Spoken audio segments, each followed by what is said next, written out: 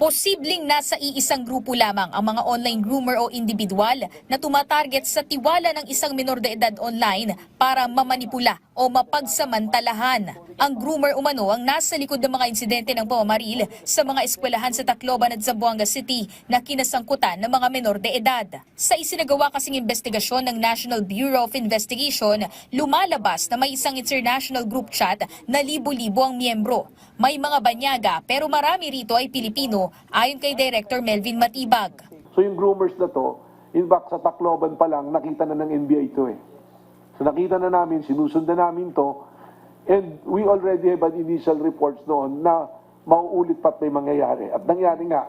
And we know that in the next few months, meron ulit sila pang pinaplano.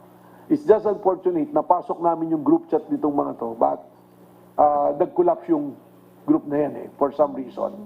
Hindi rin anya ila-livestream sa social media ang pamamaril kung walang groomer na nanonood at nag-utos nito.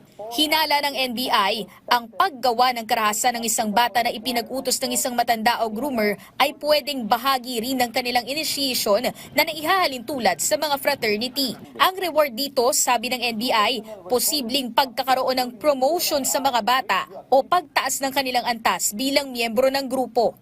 Meron pang tinuturo na meron silang tenets, may parang Bible sila na pag nagawa mo to, mapupromote ka, may group kang inaalagaan. Pag nagawa mo naman to, ang thinking, if this is doon sa group na to, itong sa Zamboanga, I'm not saying ito, pagkatapos mong gawin yung task na yun at pinatay mo yung sarili mo, you will be elevated to sainthood.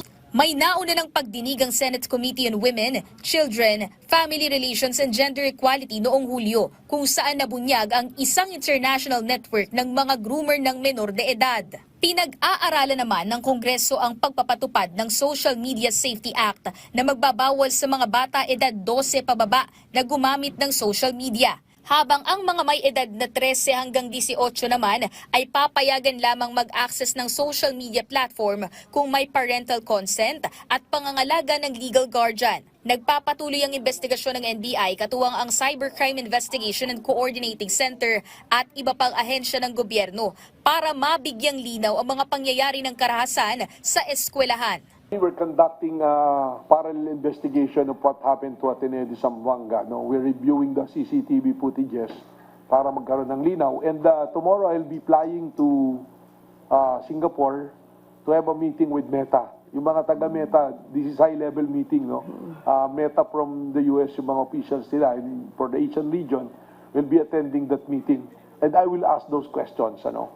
It's the whole community approach.